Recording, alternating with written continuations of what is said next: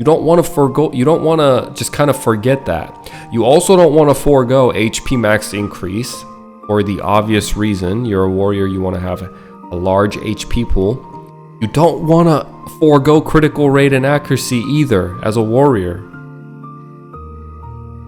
And you don't want to forego Iron Body. So you just really have no skill points. And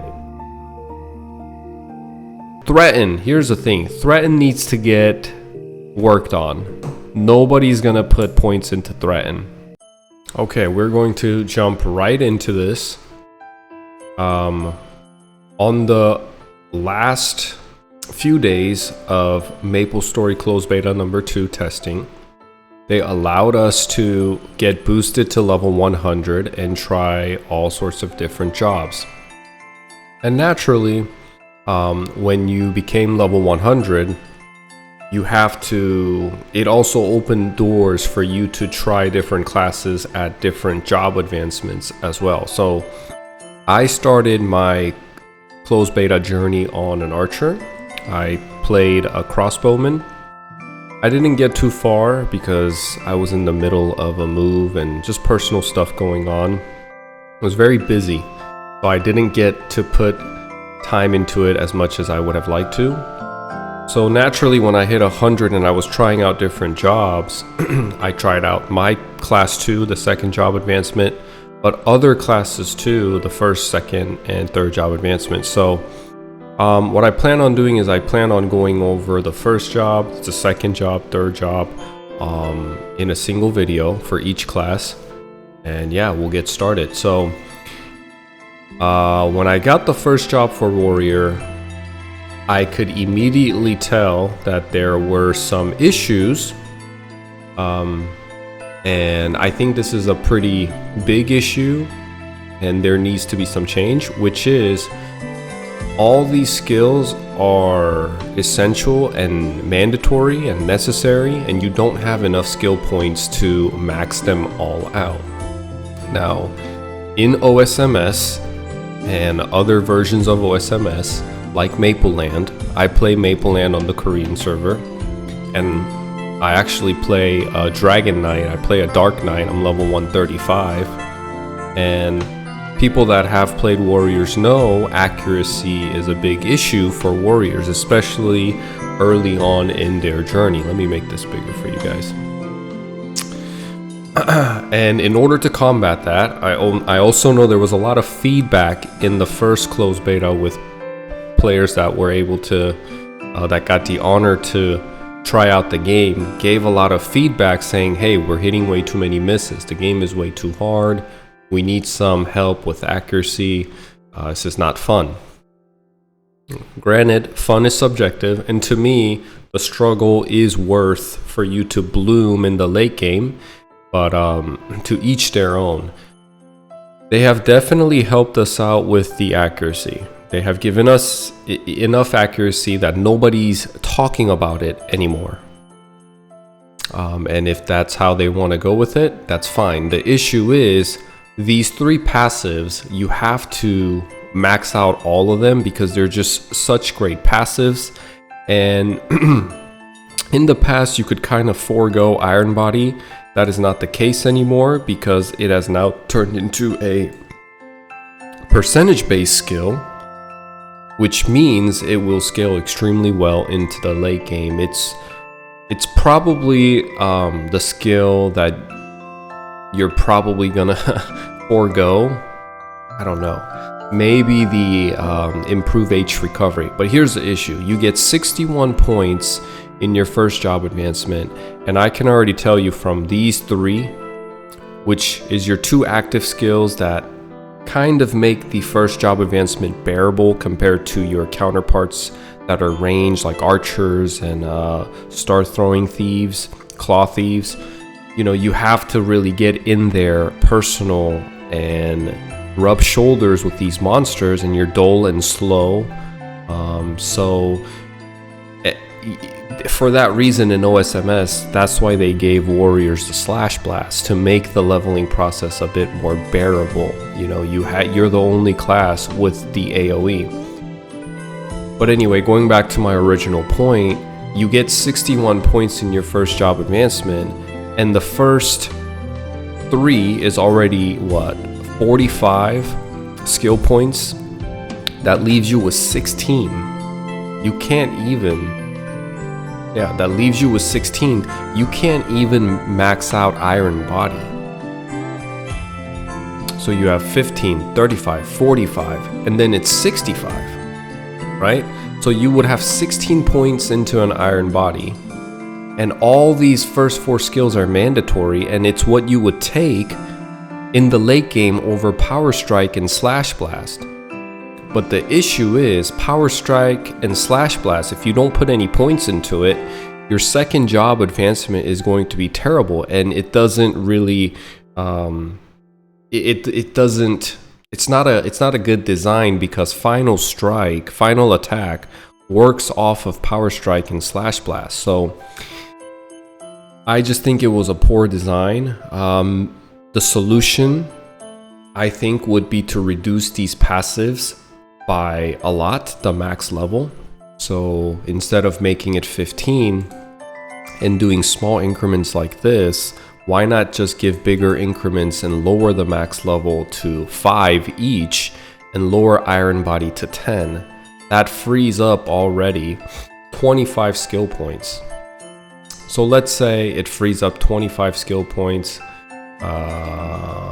Let's do quick math here. You got 45, you would have 5, 10, 15, 25, 45, 65. That would work. You could put 16 points into Slash Blast and still max out Final Power Strike.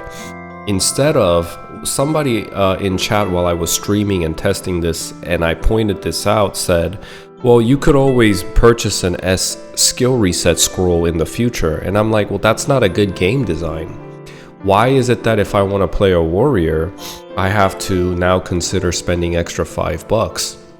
It's just not about the money. It's a lazy game design, and it's an easy fix. These skills that take 15 skill points, reduce it to 5, and then making Iron Body 10, or maybe even Iron Body, like, I don't know, a 6 or a 5. I've seen skills that had wonky max levels before, so it wouldn't be anything new. It doesn't have to be in increments of 5. I've seen a skill that maxes out at 8 and such. So something along the lines, so we don't have to necessarily max out everything, although that would be nice. Giving players a problem to solve and a different way to approach the class is not always a bad thing. We don't have to always conform to the meta, but right now it definitely needs work, because we can't even max out all the important late game, like post 3rd job, post 4th job skills, the first 4. We can't even max these out, and it's unrealistic, because there's no way you're gonna get to level 70 without Power Strike and Slash Blast. Okay, I think I've said enough about the warriors. Let's go to fighters. Now fighters, when I tested this out with Sword Mastery, the plus 90 weapon defense was extremely underwhelming. I think I don't even think it reduced my average damage that was incoming when I maxed out Sword Mastery. I'm not sure why. I thought it was really weird, because 90 weapon defense, to kind of give you a reference, is from what I remember, I think the warrior bottom pants had like 70 weapon defense. So you're essentially wearing another armor equipment when you go the Sword Mastery route instead of axe. But the thing is, when I was buying skill point resets and resetting and stuff and testing my average damage that was coming in, and the truth is it didn't make a huge amount of difference whether I maxed Sword Mastery or not. I really don't think it made any difference, and that clip will be at the end of this video. Now, Axe Mastery is a little bit more direct, and you can see the effect. Few things about this one. I think if this was a bug And or if this was a bug and it gets fixed and we can actually feel physically the damage coming in be lowered by going the sword mastery route, I think this is somewhat viable. Axe mastery would only be viable in elongated fights. At max level, 25% chance to inflict bleed, dealing 100% damage over 3 seconds. I don't think that damage is anything crazy. It's just like your normal dot damage. And most of the time in Maplestory, now take this statement with a little bit of grain of salt, because we don't know how this game is going to evolve and or how it's going to develop over time. But most of the time in OSMS and in Mapleland, especially when you're playing a warrior, there is a culture within KMS that warriors need to kill. You are judged and weighed by your ability to kill monsters in 2 hits or less, or 3 hits or less. And it goes as far as you will not get invited to a party to certain training grounds if you can't kill mobs at certain X amount of number of hits, right? So why do I say that? Well, Axe Mastery, you have 25% chance. That means you have to hit them 4 times to trigger a 100% damage over 3 seconds. So 33% of your total damage in every single seconds. I just don't see that being very useful. If the culture of killing mobs within 3 hits exist, Axe Mastery would not be that viable. At that point, I might even consider going the weapon defense stat with sword mastery. Now at bosses and stuff, definitely this would be cool. And another cool point for me for them another cool point comes from me to Inkwell and Nemi and Nexon for trying different things with mastery, and as you'll see with final attack, the bleed effect, when I was playtesting it, the bleed effect was really cool, and the fire damage over time, the burn dot was really cool too. And I think they tried something that deserves our praise and, you know, a pat on the back, because they definitely tried something new to bring the axes into the game, where in previous OSMS and all the previous versions of Maplestory, a lot of people didn't go the axe, they all went with the sword, and all you saw were sword fighters, sword pages, and it was just boring. So adding these type of variabilities and variety into the mix kind of makes things more fun. Final attack for fighters is now a split damage. It splits up to 3 enemies, and it does a total of 140%. Does a total, right? Oh no, it's 140% per enemy. So it does total of like 420% to enemies in front of you. Pretty cool. And as you'll see, it is different from the pages and the spearmen. I do think this one is the most underwhelming out of all the final attacks. Boosters, pretty much the same thing. I see that a lot of buffs got their active duration has increased for almost all skills. So now it lasts for 5 minutes. It's usually 5 minutes or 10 minutes. That's kind of the 2 numbers that I'm seeing for all buffs. If you look here, same thing for rage. It's a 5-minute buff. And here we'll see that it gives you 40 attack power, minus 40 weapon defense. 40 attack power seems a lot, but we are also talking about a game where it's hard to know what's a lot and what's little when it comes to number. Attack power plus 40 is definitely a buff when you just look at the number, because in Mapleland and OSMS, when you use rage in really old OSMS, like 20 years ago, it gave plus 8 attack damage. In Mapleland, it gives plus 12 And now here in classic server, it's going to give plus 40. But these numbers really don't mean anything. And to directly just, you know, look at it in a one-dimensional way and say, oh, it gives 40 weapon attack, that's a boost.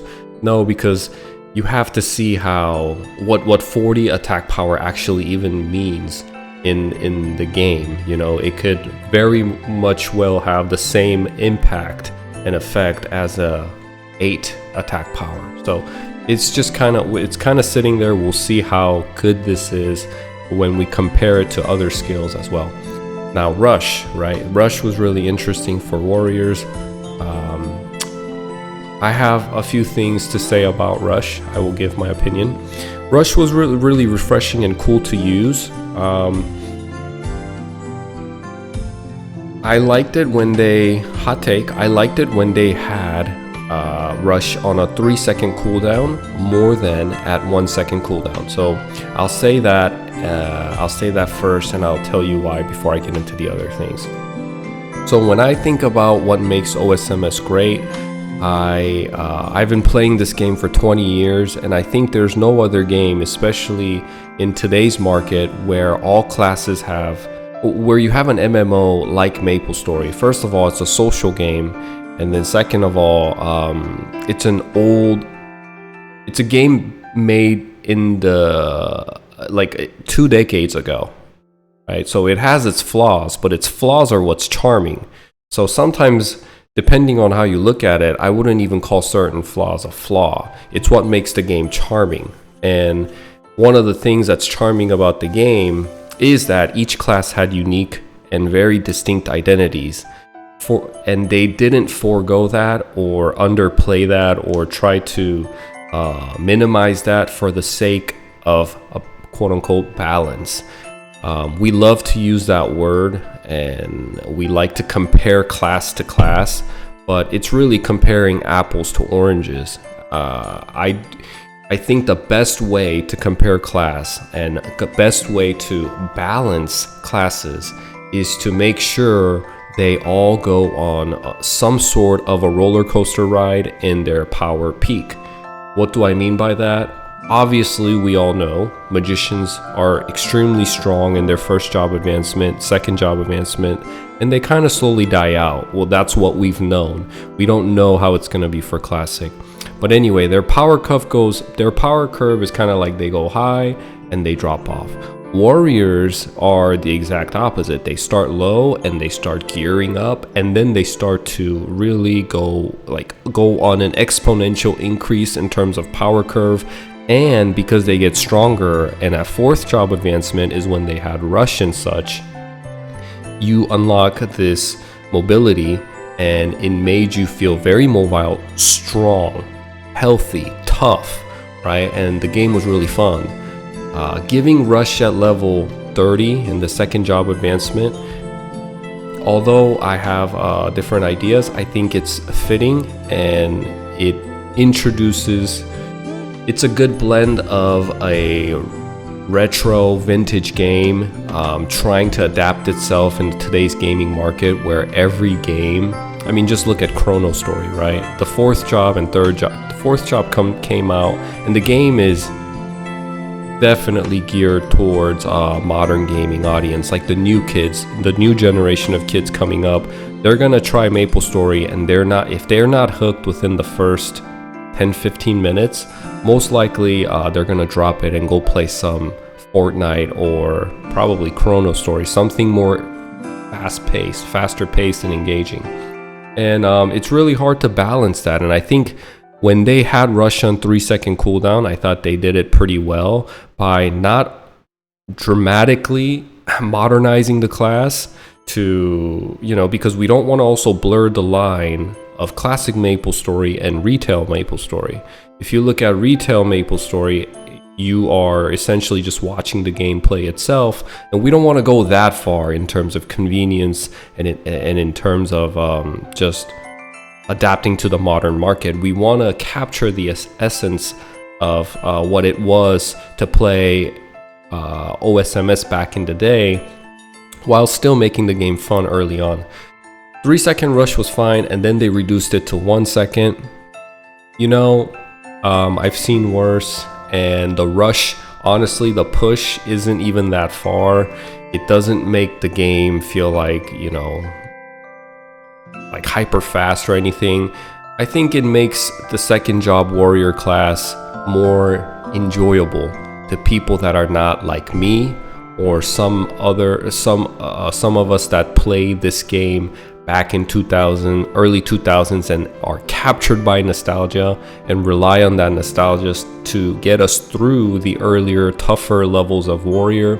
Having rush makes the game feel more dynamic and fun. So rush slash blast with final attack proccing feels really nice, feels really good to trigger. A lot of fun class. But I do think fighters probably are, if I have to judge, I think fighters are kind of on the lower tier. I would say pages are number one, and I'll explain why, and then spearmen. Yeah, let's move on to pages, as we are talking about pages. So sword mastery is the same. We look at blunt mastery. Blunt mastery has a crazy passive, and I am not sure if this is I need some clarification on this, because I think, like, was it mastery or final attack? I think mastery and final attack are pretty crazy. Let me see here. Blunt final attack. Okay, this doesn't have it.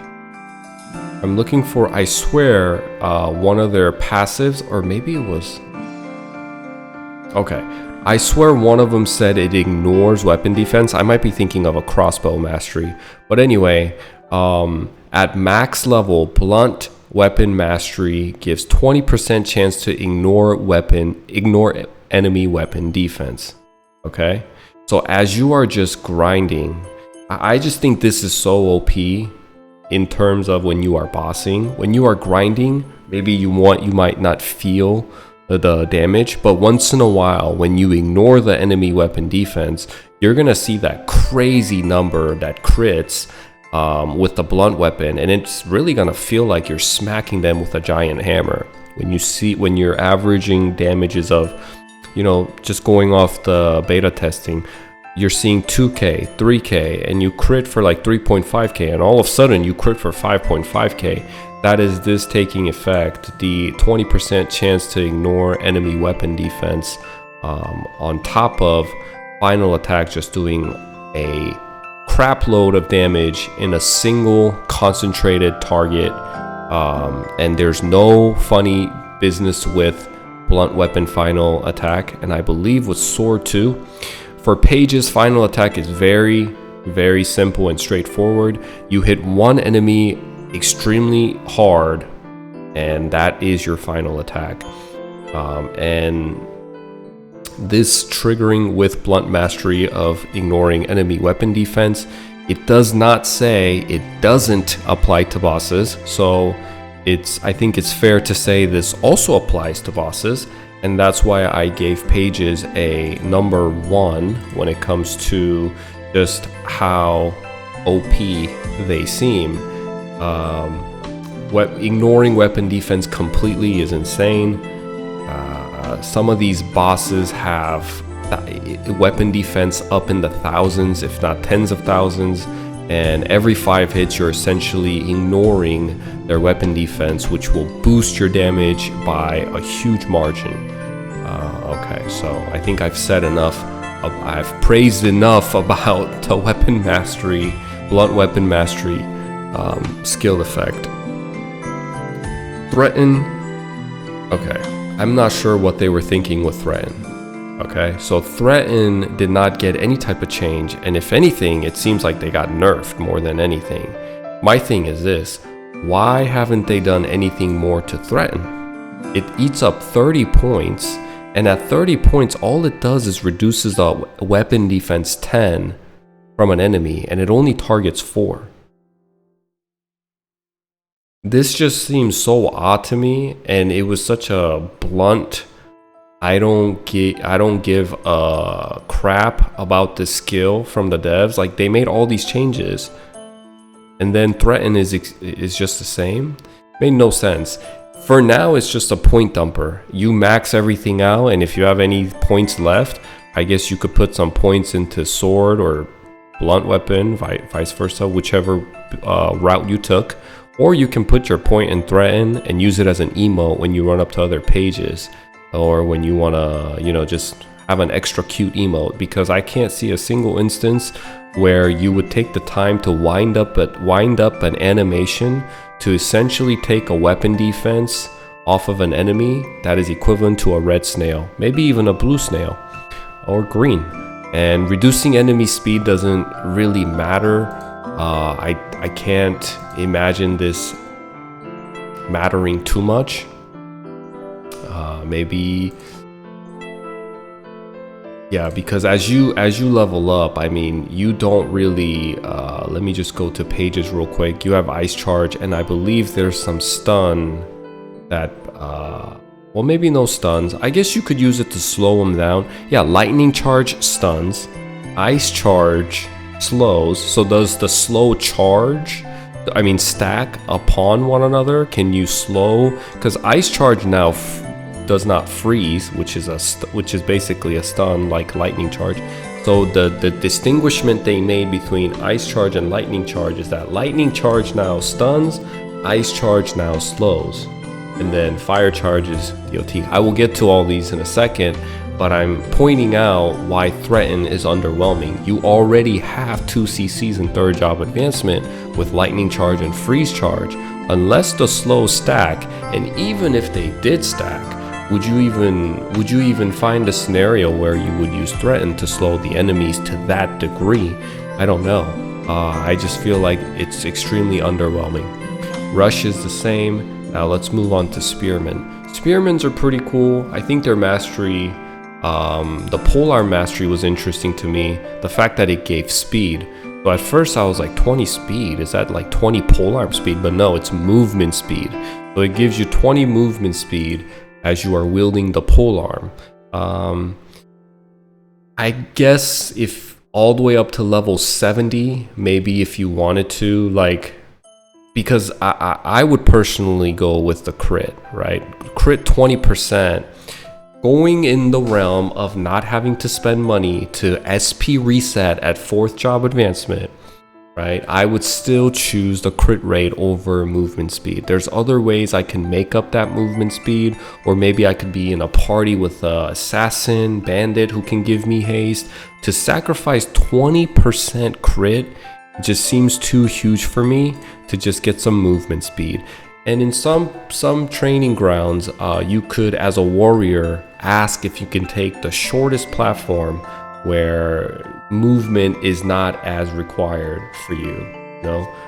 So this is interesting too. Spear mastery definitely seems better, and I would recommend putting points into spear mastery if you don't plan on paying money to reset your skills later on. Final attack for spearmen is pretty broken too. It's really good. It only does 10% less damage to monsters, but it absorbs 10% of the damage you did with final attack, and it triggers the same with 50% success rate. I mean, yes, the enemies in Maplestory Classic were hitting a lot harder than what we remember them to hit, and they had more HP than what we were used to. But still, this would help out a lot, and this is something that will help out final attack. I haven't tried it, but I don't think final attack for spears trigger with the new spearman third job attack, like Piercing Crusher or Dragon Fury. So it's really just useful for your second job advancement, and I think it will help you with, you know, like, especially warrior classes and bandits struggle a lot with potions and meso early on, and this can definitely help in that sense to kind of save you the money by becoming a Dracula. Boosters are always the same. Iron Will, really cool change, really interesting change, and I think here's why I'm so confused with Threaten.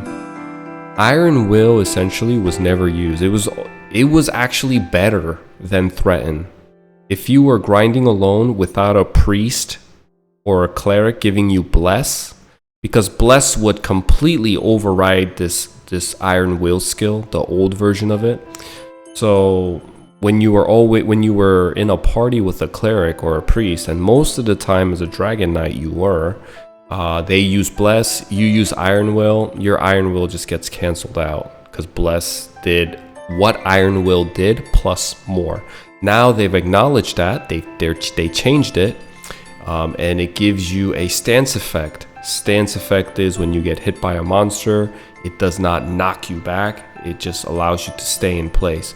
Really, really great skill for warriors who have to be up in the enemy's face, dumping huge numbers, huge amounts of damage. And I think this was such a good change to make Iron Will, bring Iron Will back and make it useful again. Not a party buff anymore, it's a solo buff.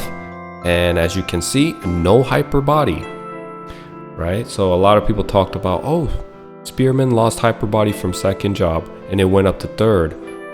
That's gotta be a nerf, right? Maybe, but here's the truth. Hyper body is meant for you. It is essential and necessary only in late games. It's convenient and nice to have in the earlier level content and in earlier level grinding maps. Again, with Maplestory Classic, we don't know how they're going to progress the game beyond Elnath. So we don't know what kind of party compositions we'll have. They might introduce us and surprise us with a new map. Maybe we'll have boss content prior to Zakum. We have no idea. But still, Hyper Body is going to get more useful because it's a percentage base, and most of the raids and bosses are in late game. So Hyper Body just extending everyone's health pool by now, I believe 130% is still a huge W. But it kind of makes sense. I don't think it's a huge deal that it moved to the third job, and it no longer exists in second. I think it gives you a reason to put points now into final attack, whereas a lot of people, in order to max out all the essential skills, did not put too much point into final attack. And another reason was final attack did not trigger in your third job advancement when you used Spearbuster. We called it Spearbuster. In this game, it's like Skull Crusher or something, right? What did they call it here? Piercing Crusher, and that did not trigger. So, but now I say have fun with it. That's the most important thing, is for you to enjoy your class. And I think for the warriors especially, and you know, archers also have final attack, but I think warriors final attack is the coolest one, especially if you're wearing a two-handed weapon. They do like spins, and it just felt really nice on the fingers and on the touch, and I had a lot of fun with the warrior. Okay, we're gonna go to Crusaders now. Okay, let's talk about Crusaders, yeah? First things first, Crusaders, Dragon Knights, and White Knights all have some sort of crash. And now, out of all these crashes, I think Crusaders have the best one, which is Armor Crash. And it says you reduce the nearby monster's defense to 0 for a certain duration, and it does not specify that it does not apply to bosses, meaning it applies to bosses. So what you're doing is you're setting the boss's defense to 0, and it's for 15 seconds and has a 15 seconds and a 30-second cooldown. So you can kind of weave this in as you are playing the class, and in bosses. One thing I've noticed about Maplestory Classic, as I was testing and as I was like kind of feeling out all the classes, I noticed a common theme, a common pattern, a play style that it's really obvious to the face when you actually try it out, is they want to incorporate a style of weaving in classes in between cooldowns, efficiently play the class and optimally play the class. It kind of reminds me of Final Fantasy XIV, if any of you have played that. Final Fantasy XIV has too many things to weave in, and in a 2D side-scrolling game like Maplestory, you can't have it as intense and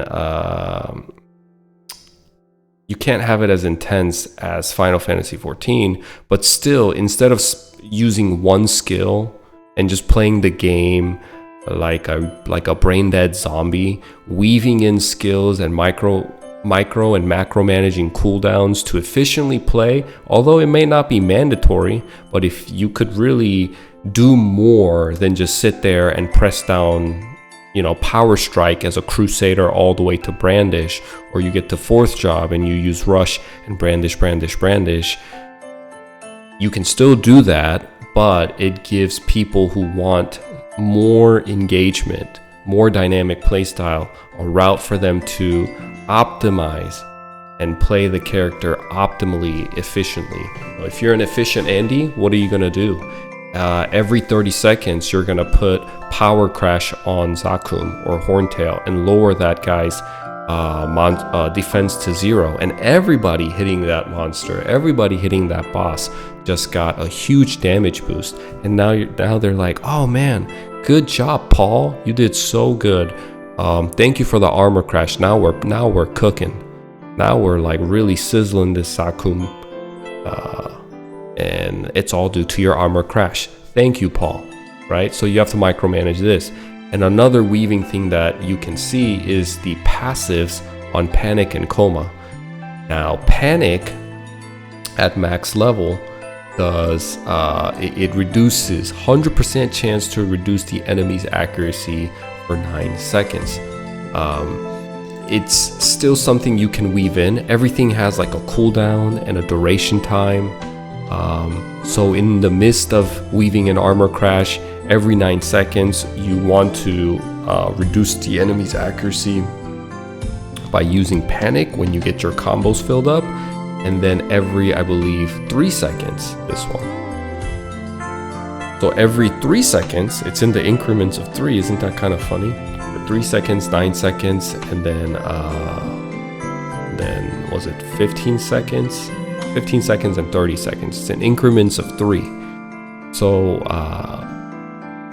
for this skill, Coma, you want to stack up your orbs and you want to pop it, and it has a 20% chance to inflict bleed, dealing 100% damage over 3 seconds. It's not 100% chance, mind you. It's at 20% the entire time, and I guess that's what's another part of this thing that this playstyle that's dynamic for Crusaders. You're power striking, you're using slash blast, your orbs get full. Okay, let me put on, like, let's say you're at a raid, right? And it's in a fight where you're sitting there for like 10-15 minutes and you and your party's going at it. You want to help the party by reducing Zakum's accuracy, okay? The first orb that you stack, you want to put a 9-second debuff of and target Zakum's accuracy. Sweet, that's done. Obviously you want to start out with armor crash. You would start with armor crash, stack your combos, trigger Panic by lowering the accuracy. Now that lasts 9 seconds. Armor crash lasts for 15 seconds, and until these cooldowns refresh, you want to keep stacking your orb and proc Coma until you trigger a bleed. Maybe the first 5 combo won't trigger the bleed. Maybe even the second 5 combo won't trigger the bleed. Maybe and then now the third one will, and now you start the clock over. Armor crash, Panic, Coma. And even that could get repetitive, sure, but Coma is where it kind of keeps it dynamic by sometimes applying the bleed and sometimes not applying the bleed. And maybe this is too much for people because you don't know, there is no right way to enjoy the game. Sometimes I see people saying they really enjoy playing Rangers with no cooldown on arrow rain, or they really enjoy the play style of just sitting there pressing one button and watching enemies fall. So how to enjoy a game is subjective, right? There is no right way to enjoy a game. But you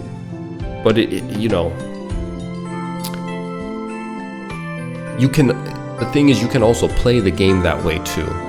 You don't have to follow all these, like, hyper efficient Andy. You can just kind of sit there and basically play the Crusader how it was played prior, which was use Power Strike or Slash Blast to keep your combos up, keep your combos at a full stack, and never use Panic and Coma because it was actually less efficient, less optimal to just keep the combos up and take the attack buff that was coming from the combo instead of refreshing it with these other skills. And maybe once people work out the numbers and do the calculations, that could still be the case. But as of right now, you can clearly see the developer's intention of wanting you to weave in the skills. They don't want you to just sit there and press one button all day. That's what you do in retail Maplestory. So my thing is, if you enjoy games to be that simple, then there's so many games out there where you can just kind of sit there and press one button and the game plays for you. But for Maplestory Classic, I like the way they are. I like their approach by keeping the game simple yet a little bit more interactive, so the game doesn't feel too outdated. One thing Maplestory Classic probably has to worry about is how are we going to recruit the new, younger kids to kind of play the game. The people like me and you probably, I'm assuming if you're watching this, you've played Maplestory in the past, or you have some history with Maplestory. We are probably going to play the game, and most of us are going to play the game whether it comes out this way or that way. Huge part of the reason for that is nostalgia. We are all captured by nostalgia, and nostalgia is what sustains those really dreadful, boring, and dull moments of grinding in the same place over and over and over again. And in some weird way, for people like me, it's actually therapeutic to play this game, and I enjoy it. But I'm kind of a weirdo. Anyway, I'll move on. Power Guard hasn't changed. It's basically the same thing. Maybe the metrics, maybe the numbers have changed a little bit, but it essentially does the same thing. Shout, I do think Shout is a bit underwhelming. It says it gives you 2 combos, but when you use Shout, not only is it half the radius of Dragon Roar, the damage is underwhelming, and it gives you 2 combos, but in the time you use Shout to gain 2 combos, you could have probably gained 3 just from Power Strike or Slash Blast and Final Attack.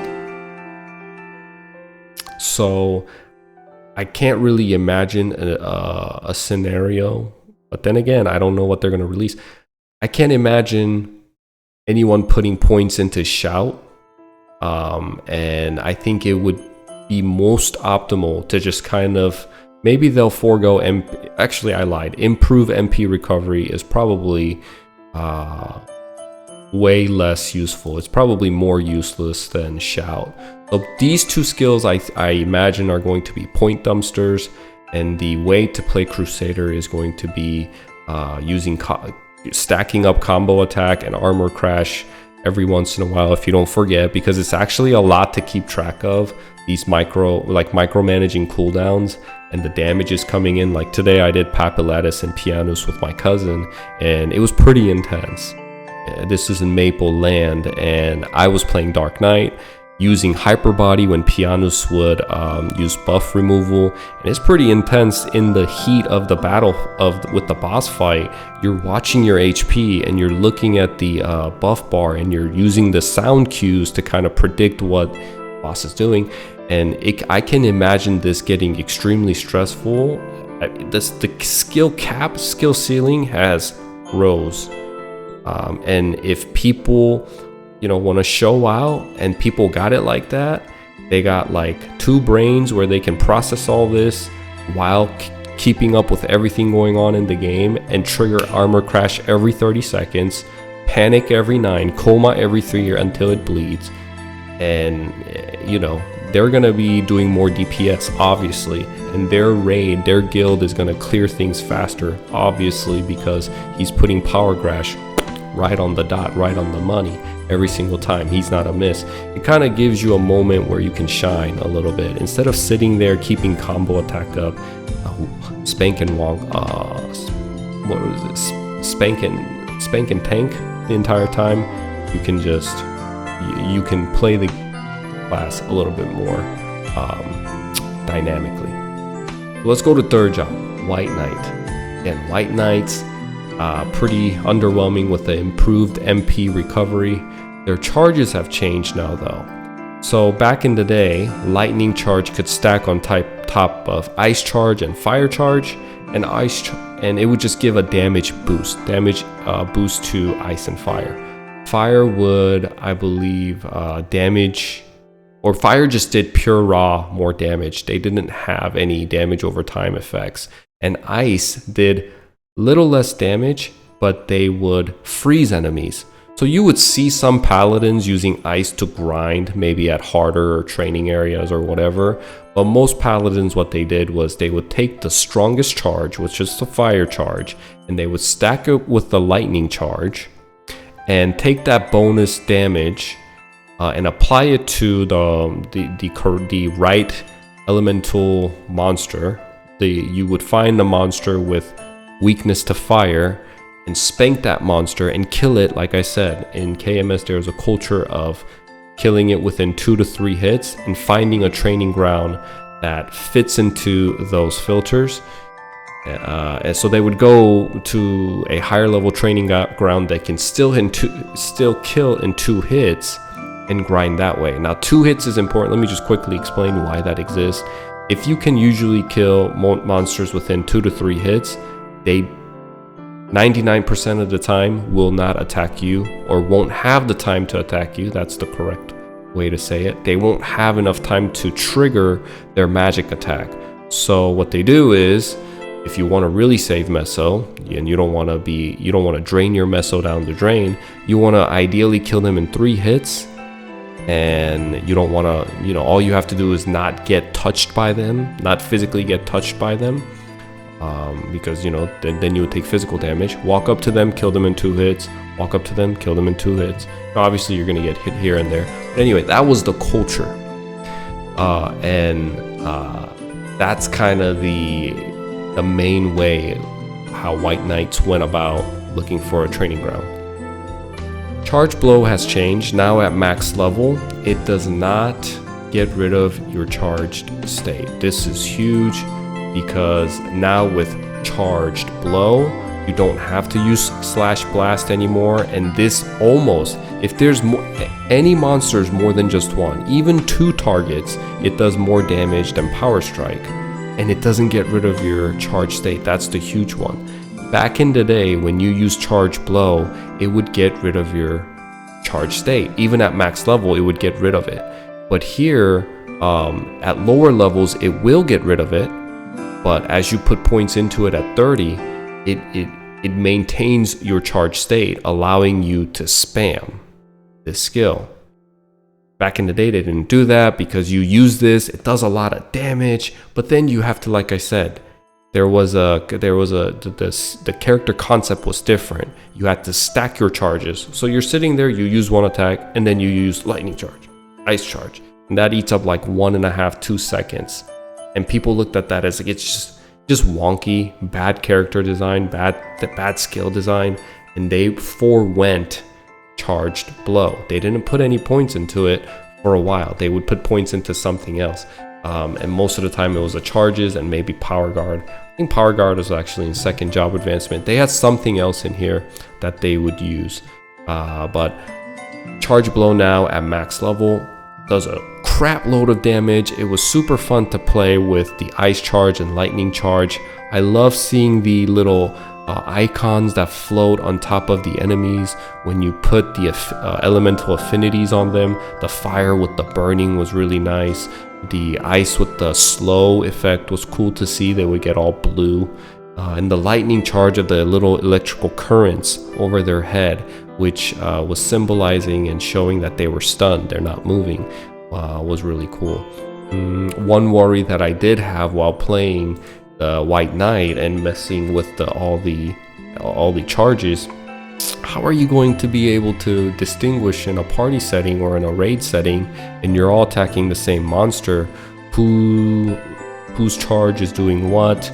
Is that my charge, your charge? What charges are on the monster? Because you got like 18 to 24, maybe even 30 people hitting the same thing. How are you going to keep track of all that? I don't want the game to look too messy in the UI. Right now it's really good. It's simple, digestible, actually really attractive, meaning very clean and fun and easy to digest. I like it a lot when I'm playing it, but in a party setting, how am I going to distinguish? Even in a party of 6, it was kind of hard. Or like being around people who are putting their own elemental affinity onto a monster. I couldn't tell what's mine and what's theirs. And do the slows stack? Those are all questions I had when I was playing the White Knight. But overall, I think out of the 3 warrior classes that I tried, White Knight was probably the most fun. Let's go to Dragon Knight. Out of the 3 classes, partial resistance is the better one than his counterparts. The Crusader and White Knight had improved MP recovery, recovering, what was it? 22 HP per 10 seconds. Yeah, that's real nice. Instead, Dragon Knights get 35 increased resistance to all elements. Well, not all, but fire, ice, and lightning. I would take that any day over improved MP recovery.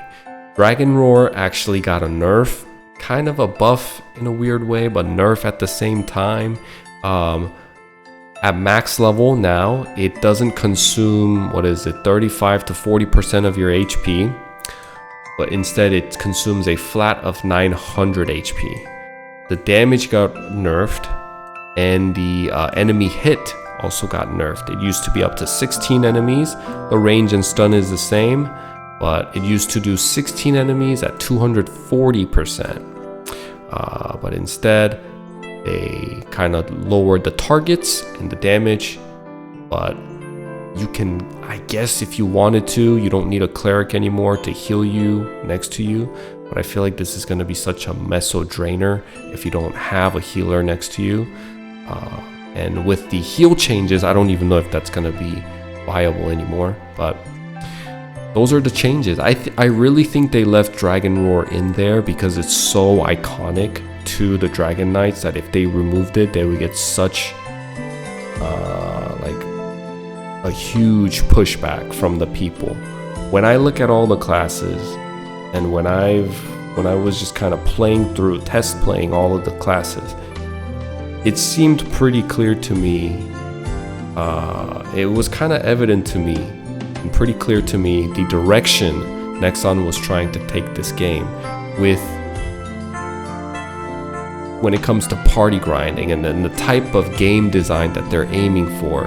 I don't think they're looking for big, huge AoE damage skills like Dragon Roar or Genesis. I guarantee you Genesis, Meteos, and Blizzard in Wizard's 4th job advancement is going to come out nerfed. Just like Dragon Roar, just like Shout.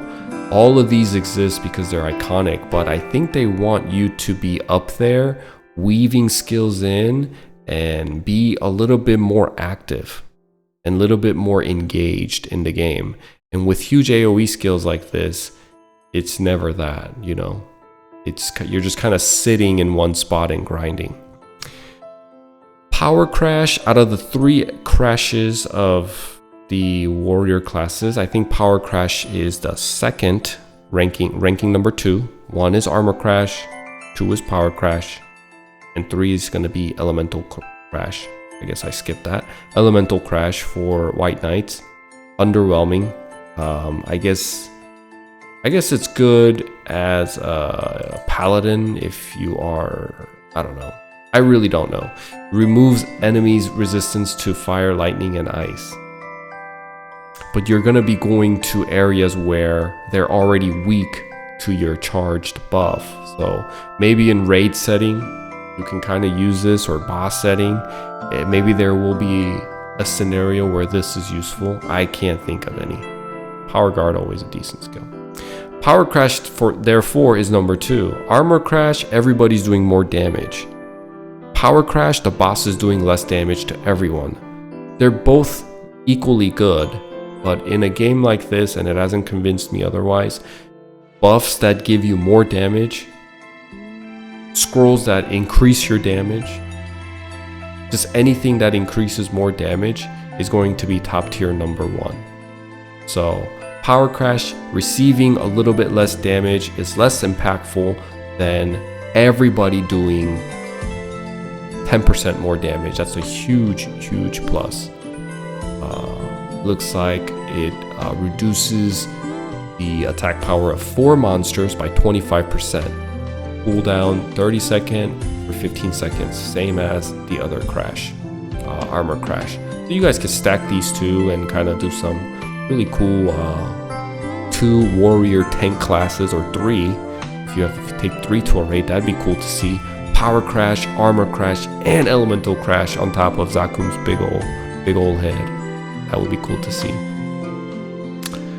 Okay, let's go to Dragon Blood. Same thing, but the numbers have changed. Now it gives you plus 60 attack power. It's more than Rage, right? Kind of want to check it out real quick, because Rage gives you 40, Dragon Blood gives you 60, a little bit more.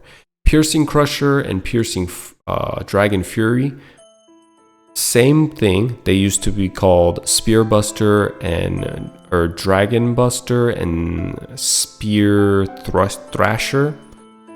Did the same thing, same animation, they kept everything. Now Piercing Crusher does less damage, and Dragon Fury does a lot more damage to less enemies. This one, I would have to say I disagree a little bit, or maybe I'm just confused. I don't understand. It was very distinct prior to this change in OSMS and in Mapleland. When you use, I'm gonna go with the names that are on Maplestory Classic. When you use Piercing Crusher, most of the time you would use Piercing Crusher. It had a shorter x-axis, but if the enemies were grouped together, you would hit 3 enemies 3 lines each, totaling 9 lines of damage per single skill usage. Now Dragon Fury, on the other hand, did a lot less damage, but it had a longer XY axis or x-axis, so you would have farther reach. I think it even had longer y-axis. Less damage, up to 6 enemies. So if you had, like, let's say max distance of Dragon Fury and there's like 6 enemies over there, you could use it once and bring them over to you. But now that's not the case. Dragon Fury actually, in certain scenarios, I feel like it does just as much damage as Piercing Crusher, because the percentage, actually, when you look at it, Dragon Fury does 240%, and Spear Crusher does 120 3 times. That's 360. It still does more damage, but the range of Dragon Fury and how far it can go to reach enemies on the x-axis was pretty impressive and really noticeable compared to the Piercing Crusher. In OSMS, it was very simple. This Piercing Crusher was your bread and butter, and Dragon Fury was to reach enemies and to bring them over to you or finish off enemies. It was more like an execution skill. Piercing Crusher the animation load up time would be extremely slow, and it really made you feel like a spearman, and it felt nice and heavy and dull.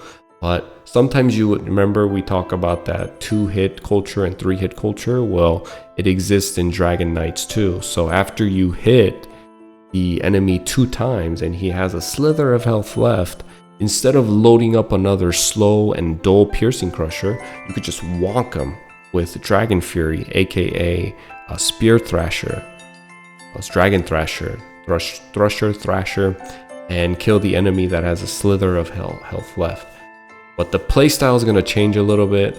When I was playing this class, I made the reference that Dragon Knights feel like a ninja blender, a hyperspeed ninja blender. And then the pages, Crusaders were kind of underwhelming. I think I had the least fun with Crusaders. But White Knights felt like extremely, they felt like hammers. Extremely fast hammers just doing massive damage.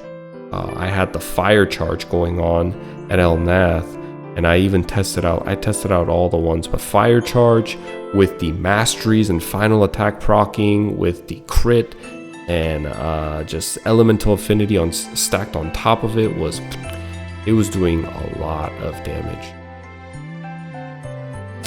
And Hyper Body, last one is Hyper Body at max level. Now it gives you plus 30% more for 5 minutes. So yeah, that was the warrior class. And down here we have the 4th job, which we can take a quick look, but none of this is confirmed. So I'm not sure if I really want to get into it because the video is already long as it is. Let's just kind of look at what they have, I guess. Looks like all these skills, there's nothing new. I wonder if this is true. So they're gonna have another rush, a different type of rush. Is that what it is? 15 targets? What is this? What the hell?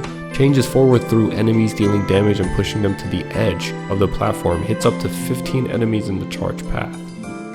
Knocks back and positioning utility is invaluable for grouping mobs, repositioning during boss fights. Oh, okay.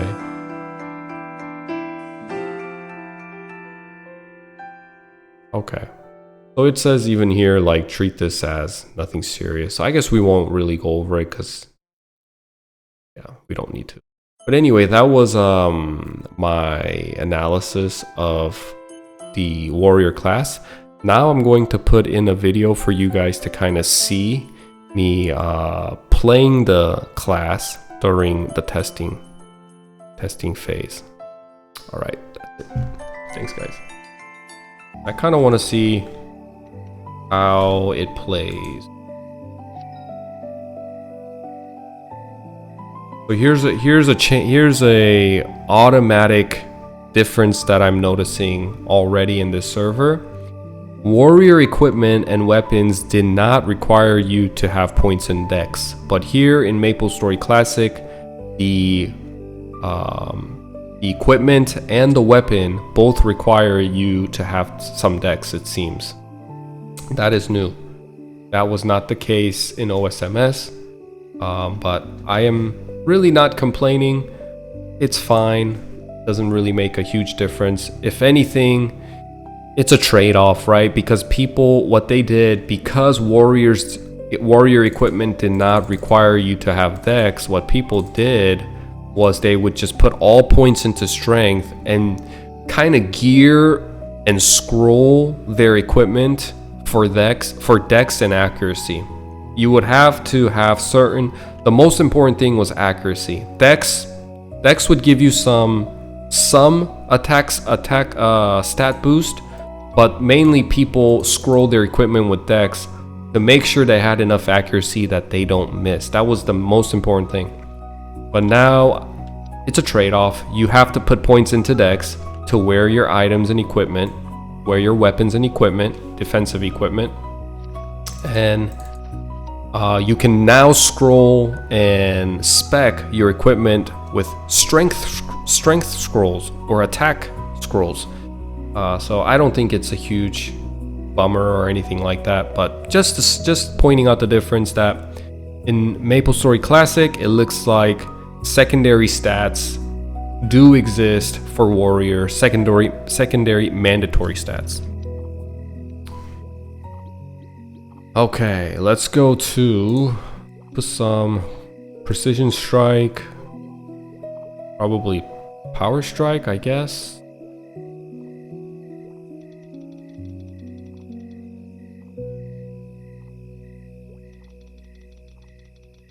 Iron Body is huge. So Iron Body is going to be maxed out no matter what. So prior Iron Body only gave a flat defensive boost, weapon defense boost of 40. Now it's 25%. So if I look at my weapon defense, it's 479. When I use Iron Body prior to the changes, it would take this to what? 520-ish? Now let's see how much it gives me. It gives me 120 extra weapon defense. That is insane. So I kind of want to see how much damage I take with it and without it. Can I use Jump Rush? They definitely block Jump Rush. Okay, Rush kind of looks like this.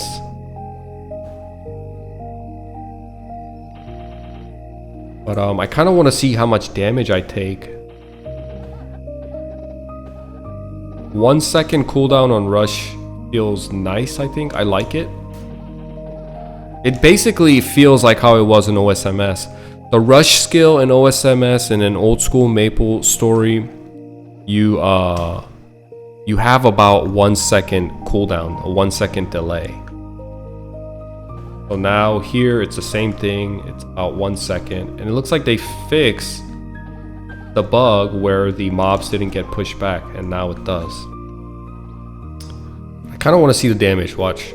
Let's see. If without Iron Body I take about 235, with Iron Body let's see how much damage I take. What the? Why am I taking more damage? Hold on. Is this right? 278, 258, 234, 217. Wait, is this right? Hold on. Let me do it to one enemy.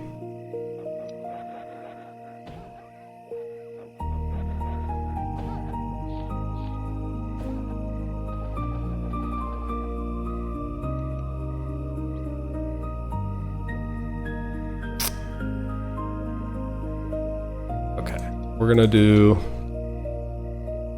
10-10, that's fine. Probably won't be using that anyway. Spear Mastery. Final attack, we will do Iron Will. I want to check this out. Then final attack. Then let's put 20 points into Spear Booster, right? Then it gives me 1 extra point. Just dump it into Polar Mastery. Spear Booster. The resistance is really good. We don't need to worry about that right now though. Okay, we need 5 to get Hyper Body. But let's worry about actually the attack skill. So this is gonna be our main skill. This used to be called Spear Buster, but now it's called Piercing Crusher. Hyper Body.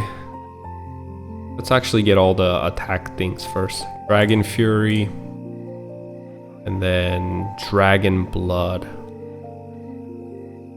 Dragon Blood, I kind of want to see how much attack damage it gives me.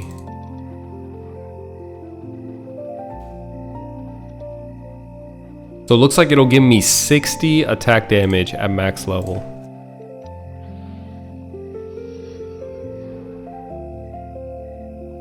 Here's the stance effect from Iron Will,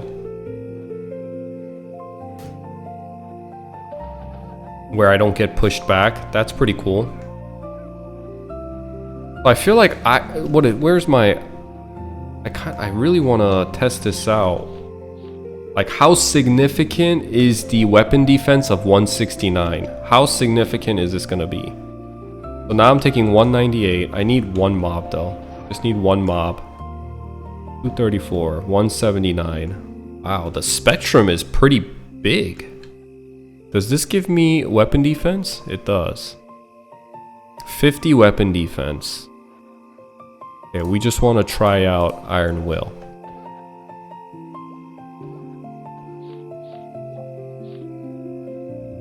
191, 215, 237, 186, 207. So average of 200-ish. With this off, let's see how much damage I take.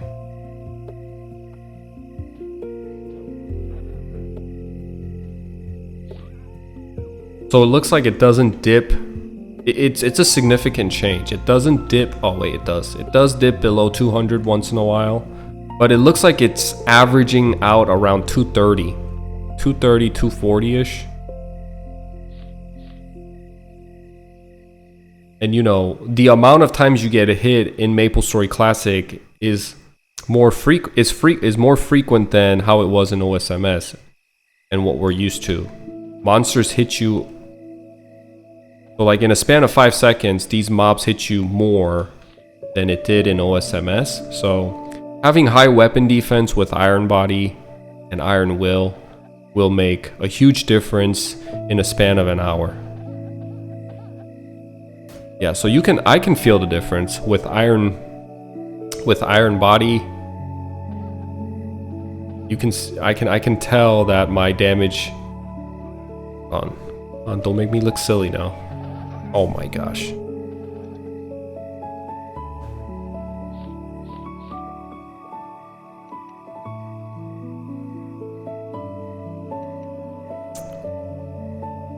Is the iframe same as Maple Land? I think so. I think the rush iframe is the same as Maple Land. So if you are really good at like timing the iframes, you can manipulate it. You can manipulate it and kind of take advantage of the iframe.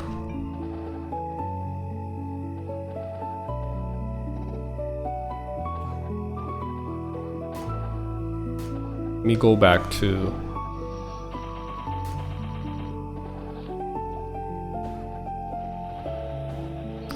Oh, if you take damage iframe, it's a lot shorter than Maple Land. If you take damage, the iframe is longer in Maple Land. In this game, it's shorter. Iron Body once again. Let's check the damage that comes in. I can't really tell any. Well, I feel my lows are lower, but averaging out, it's about the same. 119 weapon defense. Doesn't seem too much. It's like wearing one more armor on top of your armor. And obviously, because it's a percentage-based skill, over the course of you leveling up, it will make more difference, and it will scale as you level up and up and up. But still, man, why am I taking 250 with it on and off? I just don't feel too much of a difference. Let's add Iron Will on top of this and boost our weapon defense up by another 50%. 237, 239. These are hectares, obviously. I can't do what I want to do. There's too many people here. 242. This is with Iron Will. 231. Honestly, yeah, it's not as much as I thought it would have. Like the difference, I thought it would be more apparent, but it's really not. I think if I was to get it hit 100 times, I obviously would average lower on the damage that I'm taking, but still, it just seems pretty insignificant still. Because I have extra 170 weapon defense, but the damage that's coming in, like the average damage that's coming in after 100 hits, I would say the difference is like 20-30 damage.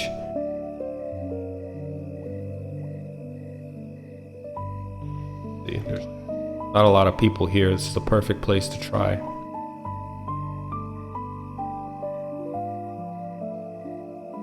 $236, 194, 234, 208, 226. Now with the buffs off, let's see. Pretty much the same. I'm not seeing a much difference, really.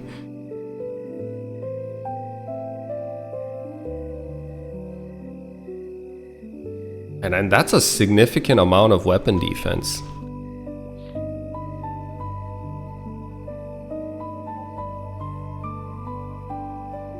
Hey, what's going on, guys?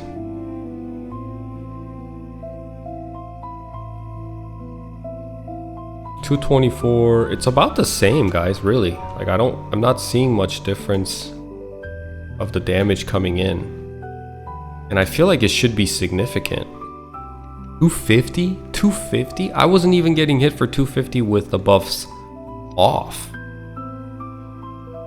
I wonder if this is a bug or if weapon defense is still extremely underwhelming, because hold on, there's another way to test this. Let's try this. Let's take off all of our weapon or all of our defensive gear and see how much damage we get hit for. That's another way to find out, right?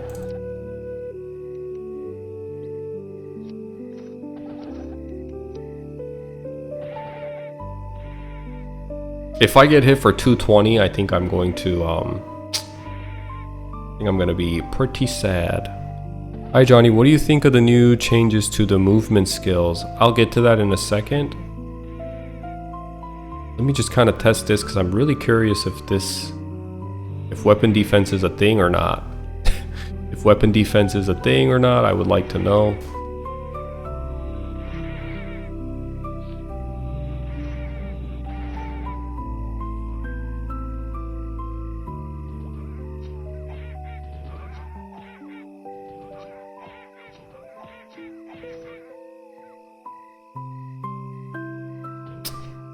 Oh my. Okay. Oh my goodness. These guys will not stop spawning. Dude, I just need... Okay, I just need to test it on a junior Yeti. Stay here. Okay. Let's see. 288. Okay, so weapon defense definitely is a thing. Because I'm getting hit for like 100 more damage now. I have 110 weapon defense, and with my equipment, let's see how much it goes up by.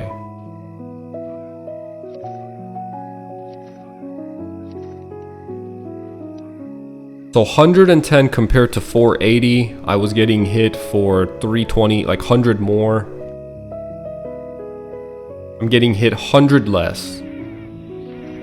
So you need a lot of weapon defense to make a difference, right? So we started at 110, now we're at 480 weapon defense. I'm taking about 100 defense less. We increased our weapon defense by 370 to take 100 damage less on average. So with Iron Will and Iron Body, we get 170 boost, which theoretically should reduce my damage intake by little less than 50, and I'm not seeing that. I'm not really feeling the difference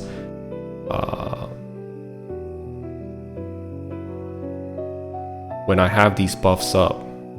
227, 224, 29. One more time, I'm gonna check it one more time.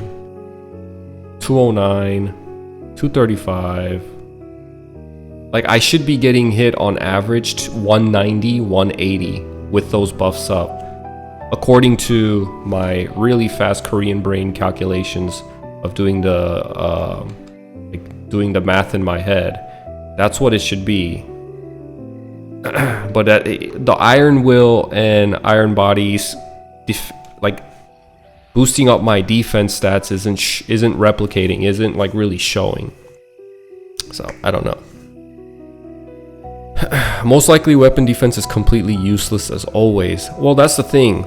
I wanted weapon defense to become more of a skill that we can, more of a stat that we can prioritize, especially for white knights. I love seeing white knights and warriors walk around with shields and one-hand weapons.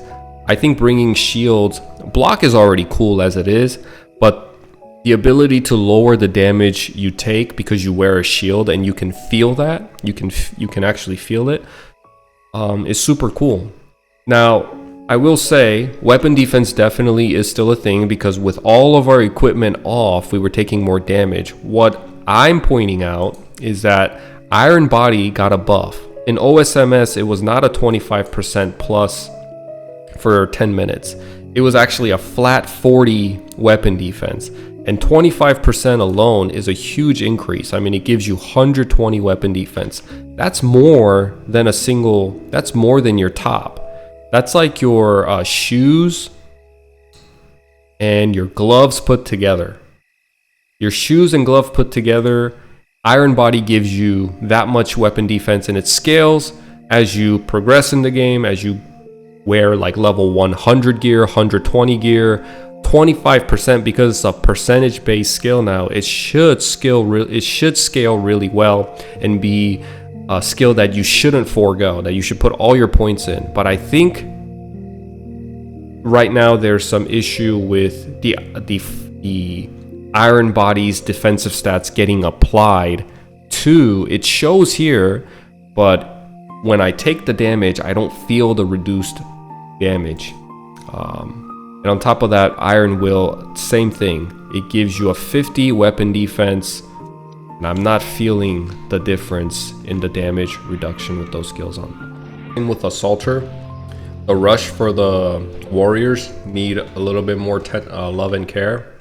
Looks like there's times when enemies don't get pushed back, and maybe they can mess with the coding a little bit to like right there, why didn't it get pushed? You know, mess with the coding a little bit to make sure that enemies are getting pushed, because this doesn't happen in Maple Land, and it shouldn't happen here. I think it's where when they're in mid-cast, it won't push. It kind of locks them in place when they're in mid-cast. I think that's the difference. Let's see. Shamana said Rush is still bugged, and they even put out a statement saying it's bugged. Yes, aggro fixes the pushback, but it's intended to push every time, yet it is failing. Yeah, so it has to be a bug. It's not an aggro thing. I think it's a bug, and I'm sure they will get to it eventually. So here's another thing with Rush. Here's another thing they need to change with Rush. Yes, we already identified that sometimes mobs don't get pushed back, like right there, it should have been pushed back. But another thing with Rush is that it should not Rush should not be pushing you in contact. When you use Rush, it should not put you in contact with the enemy so that it damages you. It should drag the enemy farther back and keep your character in front of the enemy to a point where it's not touching them so you don't get hit. That's how it is. That's how it was in OSMS back 20 years ago. That's how it is in Maple Land. Okay. So in order to level Hyper Body, you need level 5 on partial resistance. Let's see how much.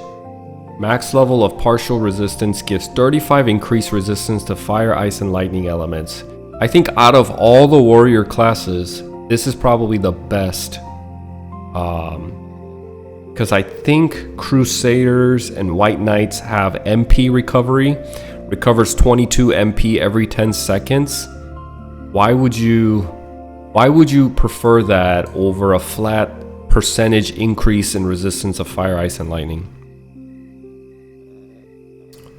So I just think this is overall better, and I'm sure everybody would agree. Really great skill when you, especially since, from what I can tell, Maplestory Classic wants to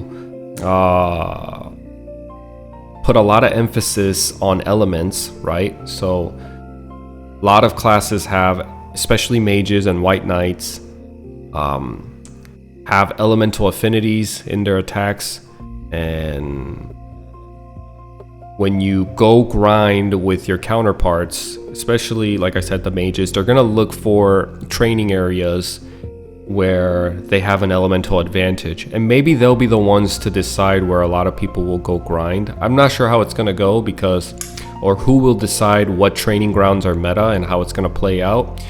Aside from mages and white knights, a lot of classes don't. I guess bowmans too, because they have Inferno and then Ice Shot.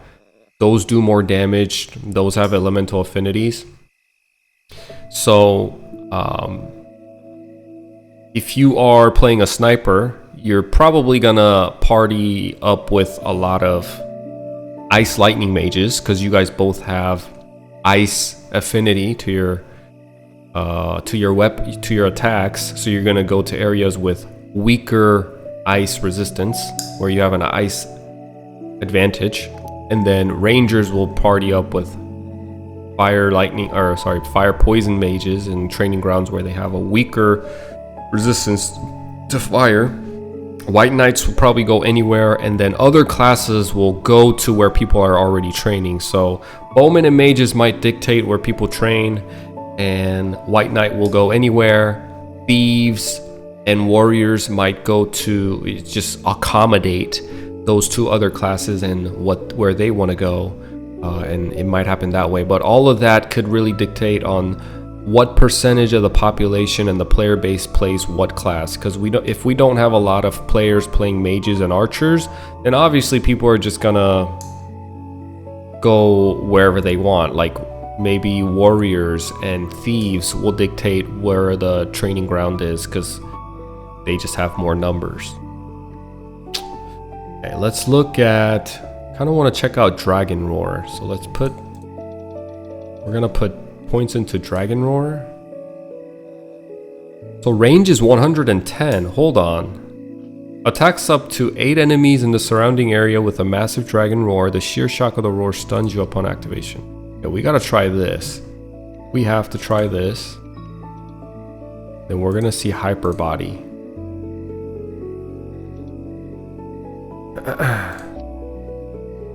Oh, let's see. Hyper Body at max level.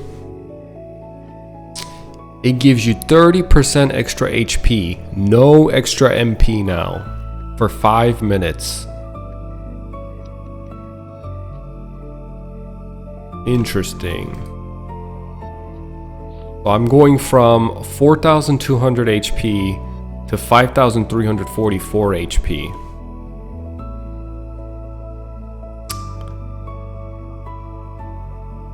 Thoughts on Dragon Fury versus Crusher? I think so. Dragon Fury is still going to be a mobbing skill. Like I think Dragon Fury is going to be, because it has a longer X-axis reach. When you want to gather enemies and call them to your side, you'll probably use Dragon Fury, and then Crusher you'll probably use when you're actually wanting to kill the mobs after they've been gathered up. But I think both are pretty strong. I've tested it, and Fury definitely does more damage, single target damage, but the true difference I think is going to be, or the true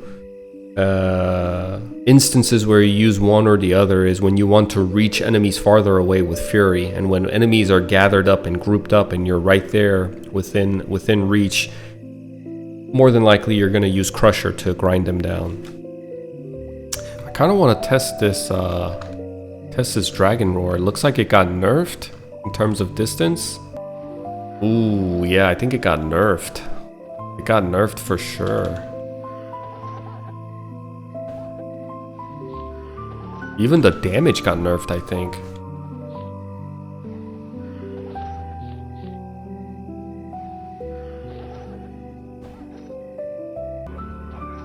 The best place.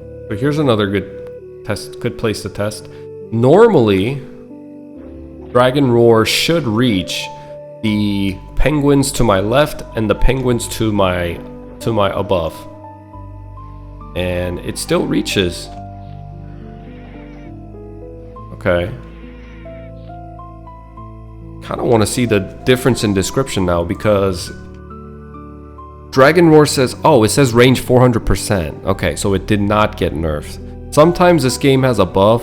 When you allocate the point and you hover it back, it still shows the level 1 skill description. You kind of have to like close the skill inventory or move your mouse away and hover it back.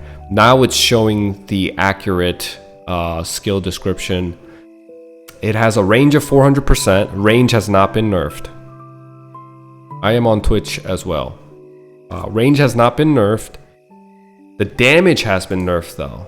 Looks like the damage definitely has been nerfed. I'm gonna check to make sure that's the case.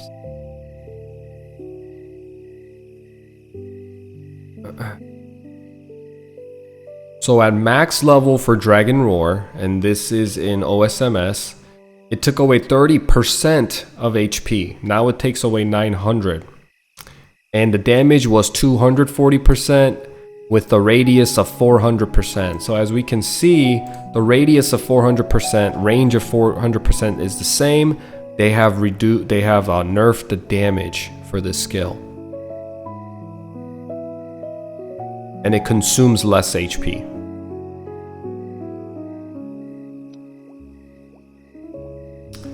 Yeah, if you wanted to spam, you can definitely spam. If we can find a training ground like I showed on YouTube earlier of an area where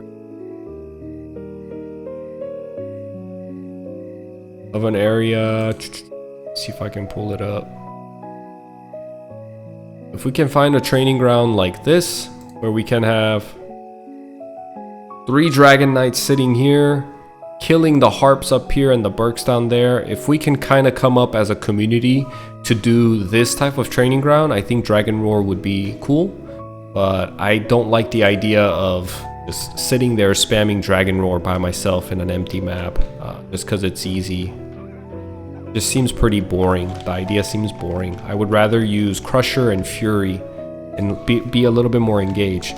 There's got to be a reason why they gave us Rush and Second Job, right? Gotta make good use of those.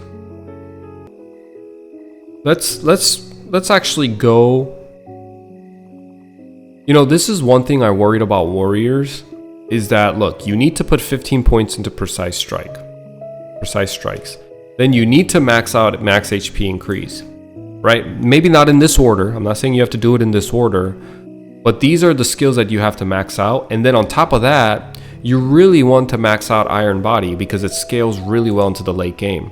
So after you've maxed out 3 essential skills in your first job, you're left with 8 skill points. 8. And you have to get by putting... and actually, you also want to put points into improved HP recovery. Has anyone talked about this? Because my thing is this. You can't even max out all the things you'd like to. Improved HP recovery, now it's extremely beneficial for you to max out because it increases HP recovery from items by a certain percentage.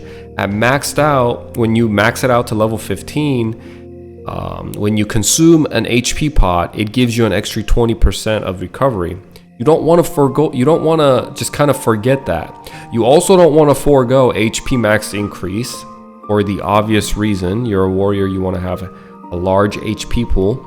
You don't want to forego critical rate and accuracy either as a warrior. And you don't want to forego Iron Body. So you just really have no skill points. And I'm not sure. Maybe like there's some leftover points from the second job that we can kind of dump in here. I think blunt weapons are gonna be better than sword mastery. 20% chance to ignore enemy weapon defense seems a lot better, especially since we had that whole spiel earlier with Dragon Knight, trying to figure out how relevant and how effective and how does it really make a difference to have weapon defense. At max level of sword mastery, it gives you plus 90 weapon defense. And as we saw earlier, 90 weapon defense you can't even feel that. So I think blunt weapon mastery is gonna be king to ignore enemy weapon defense, and it doesn't state that it's not applied to bosses. It doesn't say that. When skills don't apply to bosses, it will say that in the description. And as we can see here in the blunt weapon mastery, it does not. So this will apply to bosses too. You can ignore bosses' weapon defense, which is insane. So let's go with final attack blunt weapon. This gives you blunt weapon damage of 270%. I think that's extremely OP. And then let's go with threaten. Threaten, here's the thing. Threaten needs to get worked on. Nobody's gonna put points into threaten. Right? Who's gonna put points into threaten? Show of hands. Who's gonna put points into threaten? I guarantee you everybody still has their hand on their keyboard and nobody's raising their hand. This skill they need to change. So the way they changed in Maple Land is at max level, and it applies to bosses too. You can put threaten on a mob, boss monster or regular monster, and they take 7% more damage from the person from a player that's hitting that monster. So essentially it gives a raid wide. It's not even a party buff because it's a debuff on the mob. So if you go in as a raid of 24 to 30 people, you're essentially buffing them all up. Everybody that's hitting the mob, maybe not the bishops, but now that's probably going to change too with the class philosophy. Everybody gets a plus 7% damage increase with this skill. But here in Maplestory Classic, I can't see people putting points into this. Maybe they'll just put 1 point into it. In Maple Land, all the white knights have a thing where this is their hello, how are you? This is their way of greeting people. So they go up to people and white knights will face each other and use threaten on each other, and it's their form of endearment. Maybe it could be an emote, used as an emote, but that's it. Let's see, blunt weapon booster. So you do have 30 points left over at this point. You could just put 1 point into threaten, and then you could kind of go back and maybe put points into improve Oh, you can't put points. You can't reverse. You can't put the points you earned in your second job into first job. I forgot about that. So what do you do at this point? These are all so expensive, or also important and essential. Maybe you can take Iron Body out, but because it's a plus 25% boost, I'd imagine, although we didn't feel it in this beta, in this testing, maybe when we're level 100, 110, 120, we really want to have this plus 25% weapon defense boost. We don't want to forego crit rate and accuracy. We can't forego max HP percentage. The only thing we can do is dump 11 points into this and just use base attack. Regular attack all the way through. Probably max the attack skills and but that's the thing, that's bad design, because it's making you AP and SP reset shouldn't be mandatory. It should be something it should be a luxury. You're spending real money on a free game.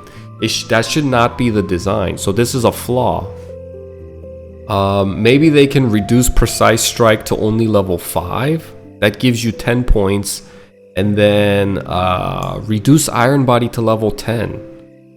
I think they do need to do something about the first job advancement, because this to me doesn't seem right.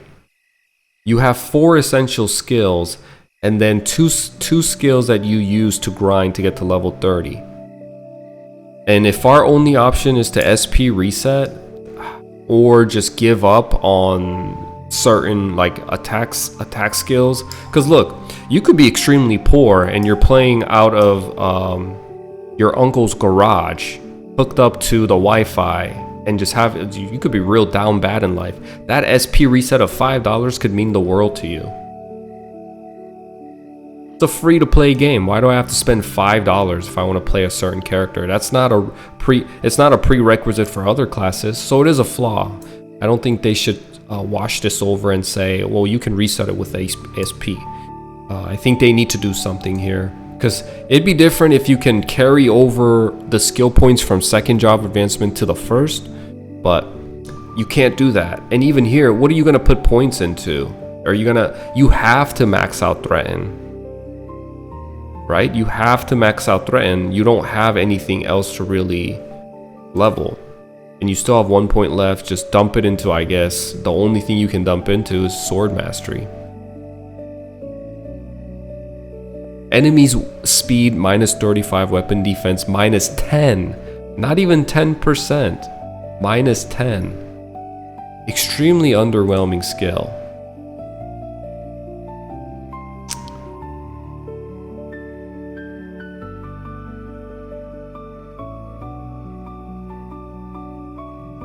I also think I saw Power Strike is stronger than Charge Blow. A single target, I mean.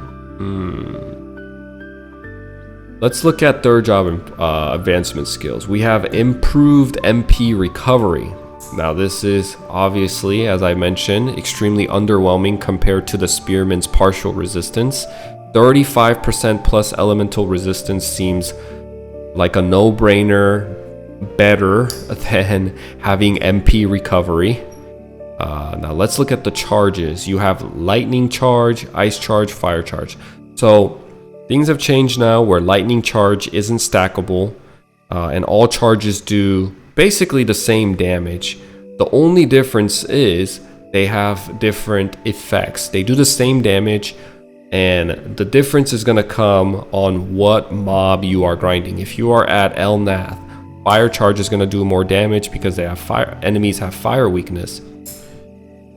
If you are grinding at, I don't know, where like maybe the red Kentas in Lifre, or I believe what also has ice. I think pirates in Ludibrium also have an ice weakness, right? So depending on what map you go, you get where I'm going at with this. Depending on what map you go and the monster you grind and their elemental affinity, that's the only difference this is gonna have. And obviously the passive effect of fire giving you a DOT damage, ice allowing you to freeze enemies, and freeze is not really a freeze anymore. I think freeze slows enemies. That's the freeze now. Ooh, charged blow. Charged blow has changed, right? Wait a second, I only have 1 point in there. Okay, my charge went off. So when at max level, charge blows, from what I read in the data mine, at max level, charge blow now maintains the charge state at 100%. It used to not be like that. It used to be, I believe, an 80 or 90% chance. It was high, but it would kind of take away your charge. And the reason why people didn't use charge blow was because it just took too much time to put 2 charges on. Another difference was, like I said earlier, in OSMS and Mapleland, you can stack lightning charge on top of either fire or ice charge, and it would do more damage. But now each charge is its own thing, and I don't think you can charge stacks. Yeah, it changes. Your stacks change, right? They don't stack anymore. So, that's another thing where, like, even if you don't have charged blast mastered and it's not at 100% just yet, you can still, it doesn't eat up too much time to kind of just put the charge on and keep grinding like this. Let's see how good Threaten is. Wow, dude. This is gonna be real nice.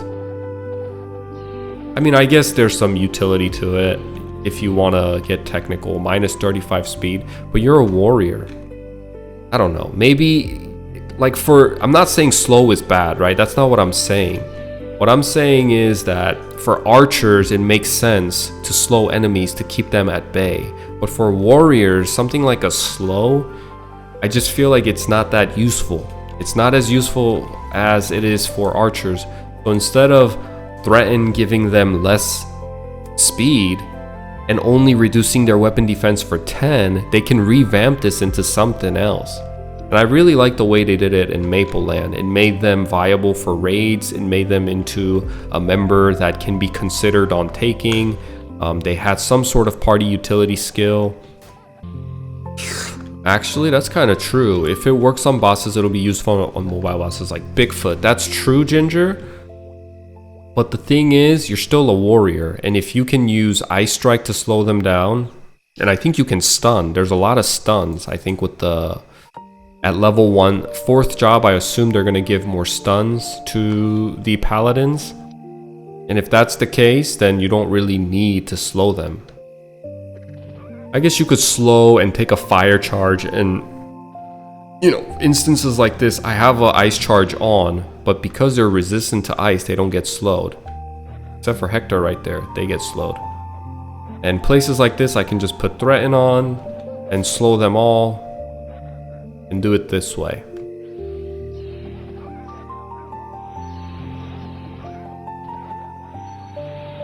Let's see, but it looks so cool. The effect is so cool. Oh, look at that electrocute effect. I love that. That is so cool.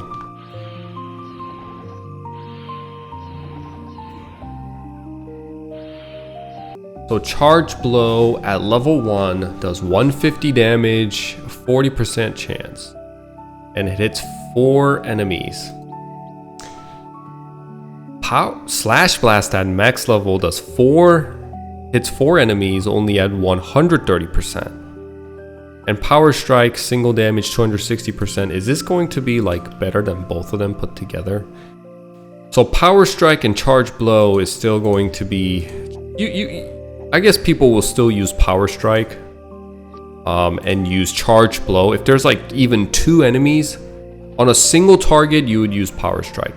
But if there's more than even single enemy, if there's 2 enemies, you want to use charge blow, because at max level it maintains your charge state, and it does more damage than power strike, because you're hitting 2 enemies for 210% each. That's 420%. What does charge blow do without an element? Nothing.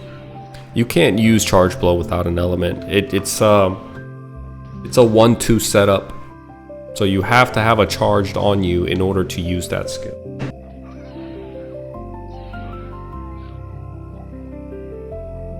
Let's go try the lightning charge. And even my power strike, now you can see, has a little fire effect on it when I have the fire charge. Really cool. I love the final attack animation. The dot damage, maybe it's not as bad as I think it is. I'm not sure. I guarantee you we're gonna see warriors do this throughout town. Whoosh. Whoosh. Even 1 second cooldown though, I guess it makes a difference. Okay, so when we go to Aqua... Oh, they haven't released Aqua Road yet. I guess it doesn't matter. The reason why I got Lightning Charge over Ice Charge to showcase is because if you go to Aqua Road, because all those monsters are weak to lightning, I was gonna go there and showcase my lightning, but guess not. I guess we'll climb up the mountain of Elnath and see if we can go to a higher level training area and just kind of mob, just kind of grind and see what Page is all about. I want to go to an area where I can have more chances to proc final attack. So towards the werewolves maybe, and the Pepe and Yeti combo. I want to go over there and mob.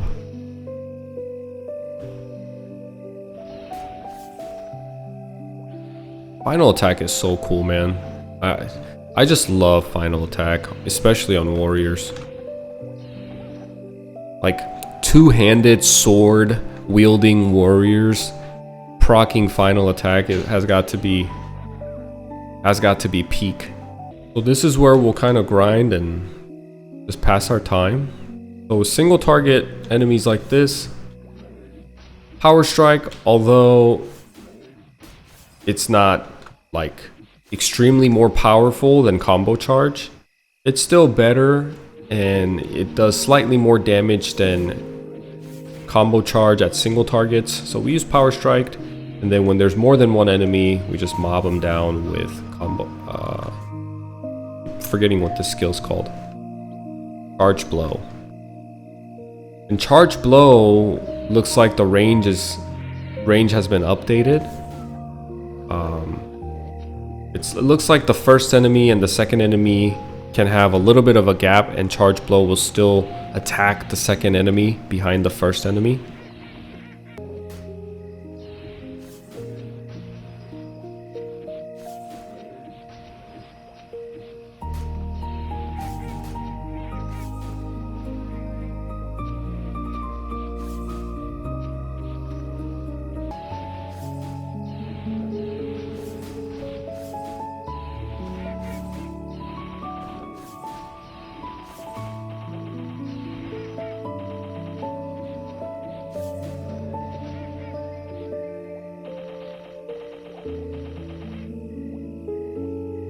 I think if I was to play White Knight, I probably wouldn't put points into Power Strike. I would just use Charge Blow. It's so easy. It's so like the warrior class in general is just so easy, especially this one because I have no buffs that I have to keep up. I literally have my charge and booster, that's it, and I use Charge Blow. That's it with this class, right? Like Threaten, I guess, if you want to be fancy. But no, but Power Guard, if I was to put points into that, yes, Power Guard. How can I forget about Power Guard? But compared to the Chief Bandit where I have like 7 skills to manage and weave in, this one I weave in just this. Just the charge, booster, and a good old wonky donk. Bonk him in the head type of class. Where are the mobs at? Am I tripping or am I like stuck in this map right now? How do I go up here?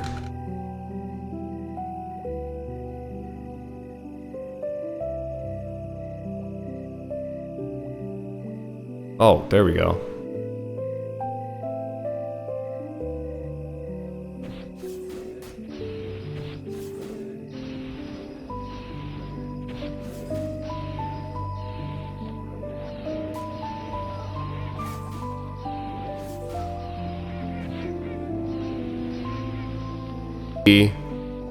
I'm trying to think why you would use freeze over electrocute. Can someone tell me why? An instance why you would use a slow over electrocute. Like if you want to do more damage, sure, fire charge with thought. But why would you use ice over lightning if the lightning stuns and the ice only slows? In what scenario? Maybe the training ground is only available in your level to use, like there is no lightning weakness mobs around your level and you have to go to an area where you use ice charge. Ice weak enemies? Yeah, I think so. That's the only time when you have ice weak enemies, right? Crusaders are different in a sense that in your 3rd job advancement you don't have anything that can replace power strikes, so you have to put all points into power strikes because this will take you all the way up to 4th job advancement. Whereas paladins, you can kind of get by with charge blow and it replaces your attack for the most part, unless you're like hitting a single enemy. Crusaders, that's not the case. You have a combo attack with panic and coma, but you can't use these back to back to back to back. So we're gonna go power strike, do some improve HP recovery. If this is how it would probably look, I would probably only put few points into Iron Body. I would want to prioritize these 2 skills, but already I can't. And this is the same issue that I talked about while I was play testing Dragon Knight and White Knight, is you don't know what to give up, and that's especially more so and more of a case in a Crusader where Power Strike has to take you to level 120. We want max Axe Mastery, Axe Final Attack, Axe Booster, and you want a max Rush or Rage, and then max Rush. So this is where it's kind of weird. In 2nd job advancement, you actually have a point left over and you don't have to sacrifice anything. So maybe you can move Precise Strike or max HP increase into the 2nd job tier and have us, for like, I don't know, put less points into booster, for example, or less points into rush, or like lower the requirement for max level on a lot of these skills. Instead of making it 15 for all of these passive skills, make Iron Body 10 and all of these 10. That saves you already 25 skill points. That's what I would recommend, or what I would do, so we can level everything and not have to feel like we have to give up on certain things. But okay, we'll move on. We'll go to 3rd job advancement, combo attack. Obviously we want to try this. Armor crash and power guard, we don't really care I don't really care to try out too much. I do want to try, let's try both of these. And we'll try shout later. I actually want to go to an area where there's a lot of mobs. I'm hitting hard already. I'm already hitting hard. 4k, 4.1k. 4.6 with crit, 4 with no crit. My crit damage is only a 20% increase. I'm hitting like 4k solid. Let's see how much damage I do when I use panic. 7k. Sheesh. That's big damage right there. Over here again. Panic. 8.6k.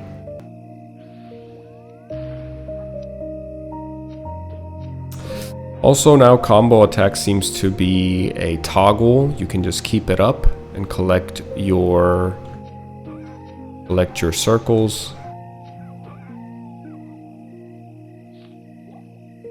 I kind of want to try coma. Interesting. Why am I not doing bleed damage though? That's what I want to know. Max mastery is supposed to do bleed damage. Is it because I'm like just one-shotting these guys? Oh, it is bleeding them. The bleed effect is so faint that I missed it. Okay, we need to go to... Oh, it's 25% chance, is it? Oh, you're right. I saw that 100% and I thought it was 100. Yes, it's 25%. Good catch. Good catch. There it is. Why is he bleeding green? Why is the Hector bleeding green substance when they have a bleed DOT on him? I want to go to a harder area because Crusaders are hitting like a truck right now, and I want to be able to actually have a chance to put bleed on him and kind of tussle a little bit. I don't want to one-shot or two-shot these guys. I will say the job is a bit more I think the White Knights were easier to play than the Crusaders. The Crusader is requiring my brain to work beyond its capacity, and I am like fumbling a little bit. But it's also like I've been trying so many different classes. I'm not used to the key settings and where everything is at. That's kind of confusing for me. Dang, yeah. But definitely a lot easier than Chief Bandit. Chief Bandits felt like, what the heck? Why did that not hit just now? Is it not... Do I have to stare at them for it to work? You have to look at them for coma to hit the enemies. It's not like, it's a different type of AoE now. You must be facing them. Was it always like that? I don't think it was always like that. I think it did damage to behind you as well when you used coma. Oh, there it is. I put a darkness on him. Oof. I don't like how I get animation locked when I use panic and coma. It's longer than what I like. Chief Bandit seems like the most work in mesos, but the best, right? The lines are insane. Yeah, I think Chief Bandits are by far the strongest third job advancement right now. I do think so. They're the most fun and the they're the most fun and the most OP. Most of the time those two things can't be true at the same time, but Chief Bandits glowed up.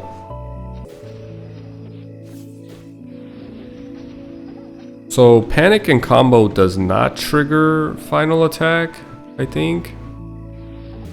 I will say because you don't need to have a monster in front of you to proc rush, it does seem it helps a lot just to kind of close gap when you get pushed back, especially in El Nath like this, where the floor is slippery, and once you gain momentum, it kind of pushes your character in that general direction for a bit. Nice to not get It's nice to kind of recover with Rush. But overall, every class is fun. Like I'm having a good time playing this game.